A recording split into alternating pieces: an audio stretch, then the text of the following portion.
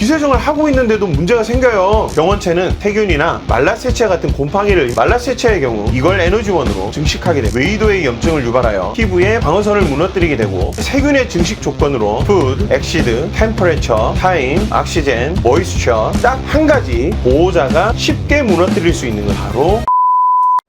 안녕하세요, 수의사 김원장입니다. 동물병원에서 얘기해주지 않는 동물병원 리얼스토리 지금 시작합니다.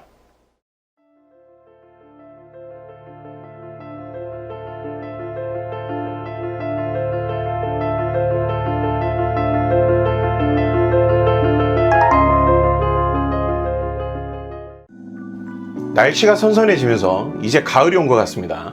돌아보면 올해 여름은 유난히도 비가 많이 왔던, 물이 많았던 걸로 기억이 됩니다. 그 덕분에 평소 관리가 되던 아이들까지도 웨이염이나 피부질환으로 인해 치료하는 아이들이 많았는데요. 마침 구독자분께서 고양이가 웨이염으로 장기간 치료 중인데 크게 호전이 없다는 댓글을 달아주셔서 이번 영상은 감염성 질환, 그 중에서도 반려동물의 웨이염에 대해 이야기를 해보려 합니다. 커피 한 잔 준비하셨나요? 반려동물 바로 알기 프로젝트. 뭐해? 긁고 있잖아. 지금 시작합니다.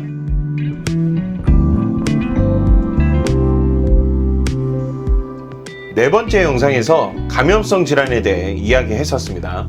동물병원에서 치료를 했는데 약만 끊으면 다시금 재발하는 질환, 치료를 지속적으로 하는데 특별히 호전이 없는 질환. 아마 영상을 보셨던 분들은 황당하셨을 수도 있죠. 바로 당신 때문이야 라고 말씀드렸기 때문인데요. 자세한 내용은 우측에 링크된 영상을 참고해 주시고요.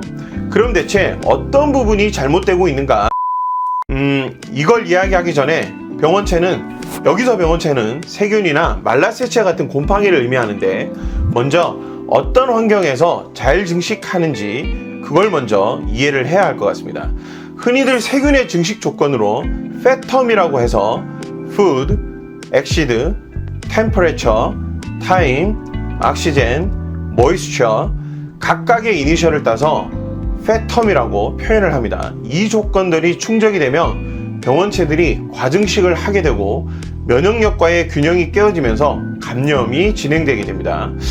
그럼 이제 보호자 이야기를 한번 해볼까요? 이 조건들 중에서 딱 한 가지 보호자가 쉽게 무너뜨릴 수 있는 것이 있습니다. 어떤 건지 아시겠나요? 네, 맞습니다. 바로 수분입니다. 사람과 함께 생활하면서 목욕을 하는 반려동물들이 늘어났죠. 물론 병원체를 씻어내는 건 좋은 것이지만 아무리 잘 씻어도 잘 말리지 않으면 병원체들은 빠르게 증식하게 됩니다. 강아지나 고양이의 귓구멍은 저는 조금 고급스러운 표현으로 웨이도라고 표현할게요. 웨이도가 사람하고는 달라서 수직 웨이도, 수평 웨이도로 니은자 모양으로 꺾여 있기 때문에 일단 환기에 불리한 조건을 가지고 있습니다.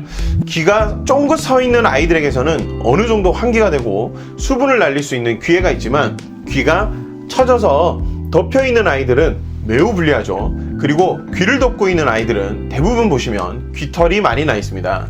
그 이유는 환기가 잘 되지 않기 때문에 외부로부터 침투하는 불필요한 수분이나 이물을 막기 위한 것인데요. 문제는 들어오는 게 힘들면 나가는 것도 힘들다는 것이죠. 그래서 웨이염이 있는 아이들의 대부분은 목욕 횟수가 많고 귀세정을 제대로 하지 않는 경우가 흔히 있습니다. 목욕 후엔 꼭 귀세정을 해서 습기를 제거하는 것이 질병 관리에 있어 매우 중요한 부분입니다. 그런데 간혹 보면 귀세정을 하고 있는데도 문제가 생겨요. 이런 분들이 있어요. 이런 경우 보호자가 올바른 방법으로 귀세정을 하고 있는지 우선 검증이 필요할 것 같습니다.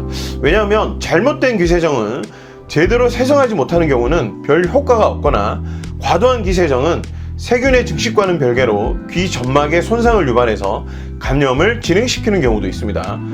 예를 들면 면봉을 사용해서 웨이도를 닦거나 거칠게 웨이도를 세정하거나 점막 자극이 심한 알코올이나 다른 소독제로 세정을 하는 경우, 웨이도 환기를 위해 깃털을 과도하게 뽑는 경우, 이런 행위들로 인해 웨이도의 염증을 유발하여 피부의 방어선을 무너뜨리게 되고 병원체가 감염되게 됩니다. 또한 알레르기 같은 질환은 웨이도의 염증을 유발하게 되는데 이때도 동일한 결과가 나오겠죠. 염증이 생기면 귀 속 피지 분비가 증가하게 되고 말라세체의 경우 기름진 걸 아주 좋아하기 때문에 이걸 에너지원으로 증식하게 됩니다. 물론 수분도 중요한 요소이기도 하죠. 보호자가 과연 효과적으로 귀 세정을 하고 있는가, 아니면 너무 과하게 귀 세정을 하고 있지는 않는가, 이런 외부적인 요인이 검증이 되어야지만 질병의 치료나 앞으로의 관리 방향이 결정되게 됩니다.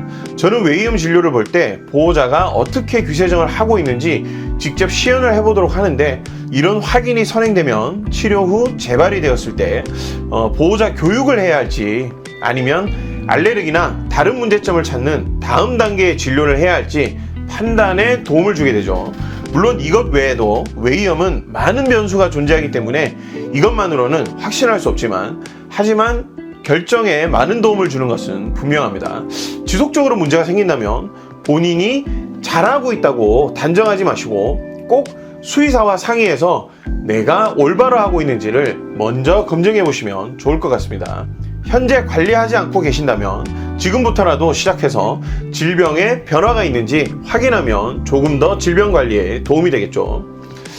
감염성 질환의 치료는 누가 빨리 증식하느냐, 누가 빨리 제거하느냐, 결국엔 시간 싸움입니다.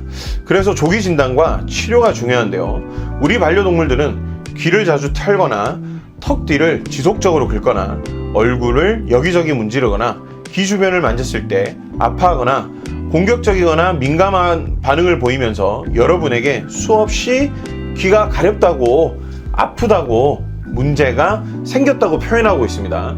반려동물들의 이런 소리 없는 목소리에 귀를 기우는 것이 보호자에게 가장 필요합니다. 거기에다가 환경을 개선하면 질병의 치료가 아닌 관리만으로도 조절할 수 있고, 혹시나 질병을 치료할 때도 약물의 사용도 줄일 수가 있겠죠. 올바른 세정법으로 귀 건강을 지켜주시면 좋겠습니다. 관리 방법에 대해서는 다음 외이염 영상에서 이야기하도록 하고요. 오늘 영상이 도움이 되셨다면 구독, 좋아요, 알림 설정까지 꼭 부탁드리고요. 그리고 저는 여러분들의 궁금증을 기다리고 있으니 댓글 역시 많이 부탁드리겠습니다. 그럼 저는 다음 이 시간에 또 다른 동물병원 리얼스토리로 다시 돌아오겠습니다.